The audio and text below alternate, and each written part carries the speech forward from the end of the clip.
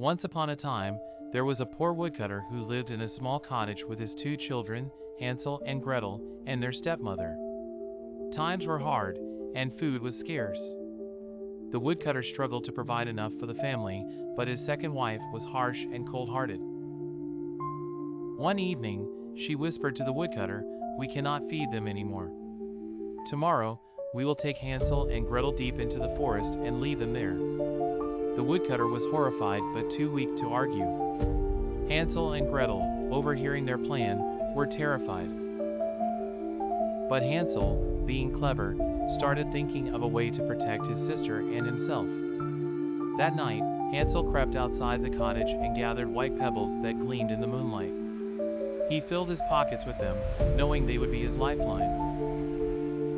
When dawn broke, the stepmother woke the children, telling them they were going to help their father gather wood in the forest. As they walked deeper into the forest, Hansel secretly dropped the white pebbles behind them, one by one, creating a trail. When they reached the heart of the forest, the woodcutter built a fire, telling them to stay by the flames until he returned. But as the hours passed, it became clear he wasn't coming back. Gretel began to cry, but Hansel comforted her. "Don't worry, Gretel. We'll find our way home," he assured her. As the moon rose high in the sky, its light revealed the shimmering trail of pebbles that Hansel had laid. Following the path, the siblings found their way back to their cottage. Their father was relieved to see them, but the stepmother was furious.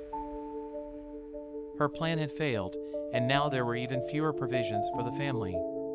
But she wasn't ready to give up so easily. A few days later, the stepmother convinced the woodcutter to try again. This time, Hansel tried to collect more pebbles, but the stepmother had locked the door. In the morning, they were led back into the forest, but Hansel didn't give up. He had brought a slice of bread and decided to leave crumbs along the path as a new trail. They ventured even deeper into the woods than before, and once again, they were abandoned by their father. Hansel and Gretel sat by the fire until nightfall, hoping to retrace their steps. When the moon rose, Hansel and Gretel searched for the trail of breadcrumbs, but to their horror, the crumbs had vanished. Birds in the forest had eaten every last one. Gretel started to cry in fear, but Hansel tried to stay strong, though he was just as frightened. "We'll find a way, Gretel. We have to keep walking," he said, taking her hand. They wandered through the dark forest for days, growing weaker and more hungry with each passing hour. Hansel and Gretel were lost, with no idea how to return home. Just as they were about to give up hope, they stumbled upon a strange house hidden in the forest. The house was made entirely of sweets, gingerbread walls, candy windows, and a roof of frosting. The starving children couldn't resist. Hansel broke off a piece of the roof, and Gretel nibbled at the sugar-pane windows. As they ate, a sweet voice called from inside, "Nibble, nibble, little mouse, who is nibbling at my house?" The door creaked open, and an old woman stepped out. She smiled kindly, though her eyes gleamed with a strange light. "Come in, my dears. You must be starving. I have plenty more food inside," she said, beckoning them in. The old woman seemed harmless, and the children eagerly followed her inside. The cottage smelled delicious, with freshly baked pies and bread laid out on the table. Hansel and Gretel ate to their heart's content, unaware of the danger they were in. But the old woman was no ordinary old lady. She was a wicked witch who lured children to her home to fatten them up and eat them. As soon as Hansel finished his meal, she grabbed him and threw him into a cage. "You'll be a fine meal once you're fat enough," she cackled. Then she turned to Gretel. "You, girl, will help me cook until your brother is ready to be eaten." Days passed, and Hansel remained trapped in the cage, while Gretel was forced to cook and clean for the witch. Every morning, the witch would tell Hansel to stick out his fingers so she could check if he was fattening up. Once upon a time, there was a sweet little girl who was loved by everyone who knew her, but especially by her grandmother. Her grandmother adored her so much that she made the girl a beautiful red cloak with a hood. The cloak suited her so well that everyone called her Little Red Riding Hood. Little Red Riding Hood lived with her mother in a village at the edge of a dark and mysterious forest. Beyond the forest, a few miles away, was her grandmother's cottage, nestled deep among the tall trees.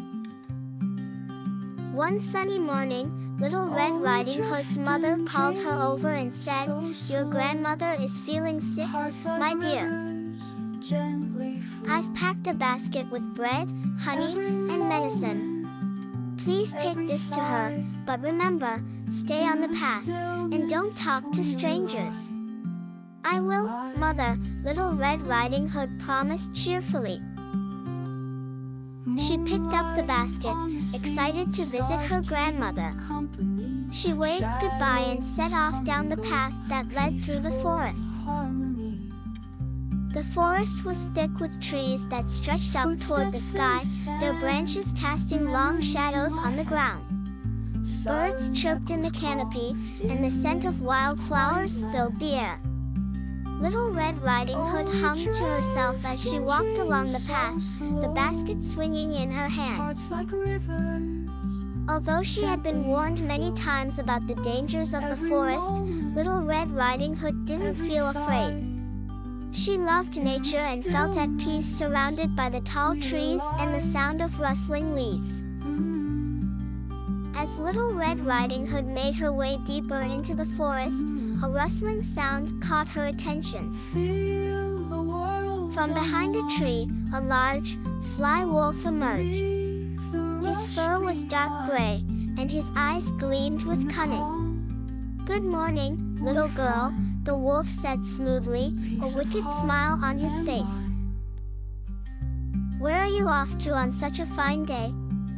Little Red Riding Hood paused, remembering her mother's warning. But the wolf seemed friendly, and she didn't want to be rude. "I'm going to my grandmother's house," she said innocently. "She's feeling sick, so I'm bringing her this basket of food." The wolf's eyes narrowed as he thought of a clever plan. "How thoughtful of you," he said sweetly. "But tell me, where does your dear grandmother live? Is it far from here?" "Oh, it's not too far," Little Red Riding Hood replied. "Her cottage is just past the mill at the edge of the forest." The wolf grinned. "I see. Well, little girl, I won't keep you. But take your time and enjoy the lovely flowers along the way. Your grandmother will be delighted to see them." "That's a great idea." Little Red Riding Hood beamed. She hadn't thought of picking flowers for her grandmother, and the forest was full of them. As Little Red Riding Hood wandered off the path to gather wildflowers, the wolf chuckled to himself. "What a foolish child," he muttered. Without wasting another moment, he dashed off through the trees.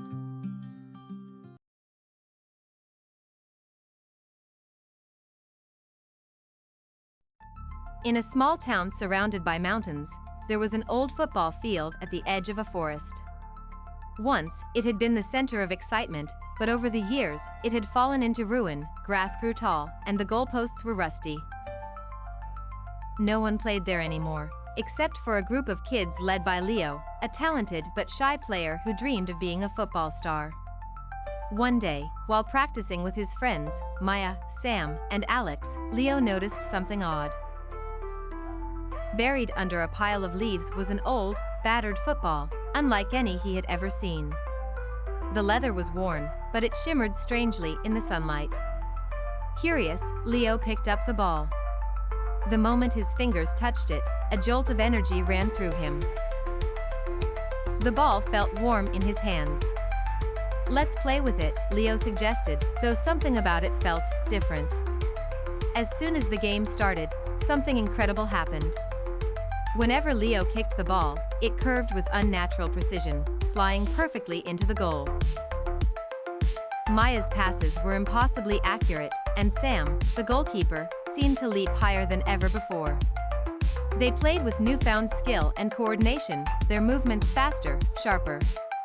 It was as if the ball was helping them. "This can't be normal," Alex said, breathless after scoring from an impossible distance.